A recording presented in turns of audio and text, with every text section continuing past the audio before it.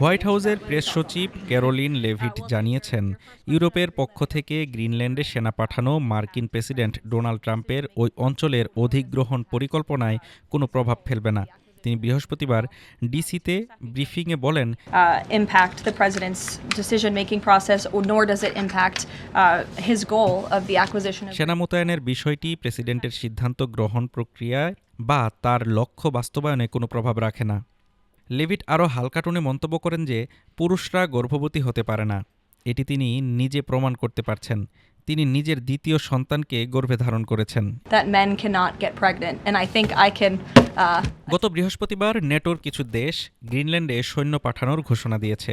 যুক্তরাজ্য এবং নেদারল্যান্ডস প্রত্যেকটি দেশ মাত্র একজন করে সেনা পাঠাচ্ছে।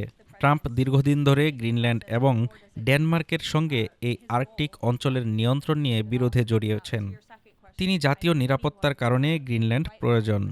বৃহস্পতিবার ট্রাম্প আরও বলেন, জাতীয় নিরাপত্তার কারণে গ্রিনল্যান্ড প্রয়োজন। তিনি যুক্তি দেন, আমরা না গেলে রাশিয়া এবং চায়না যাবে এবং ডেনমার্ক কিছু করতে পারবে না, কিন্তু আমরা সব করতে পারি। তিনি মজা করে যোগ করেন যে ডেনমার্ক শুধু অতিরিক্ত একটি হুইনো কুকুর পাঠিয়েছে।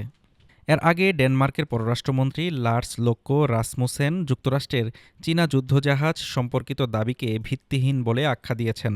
এছাড়া এই সপ্তাহে যুক্তরাজ্য, ফ্রান্স এবং জার্মানি নেটো সৈন্য মোতায়েন নিয়ে আলোচনা করেছেন। ট্রাম্প 2024 সালে পুনর্নির্বাচনের পর থেকেই ডেনমার্কের এই অঞ্চল নিয়ন্ত্রণ করতে আগ্রহী, যা গ্রিনল্যান্ডের স্বাধীনতা ও ডেনমার্কের সঙ্গে জটিল সম্পর্ক নিয়ে বিতর্ক সৃষ্টি করেছে। Desk report, Dhaka today.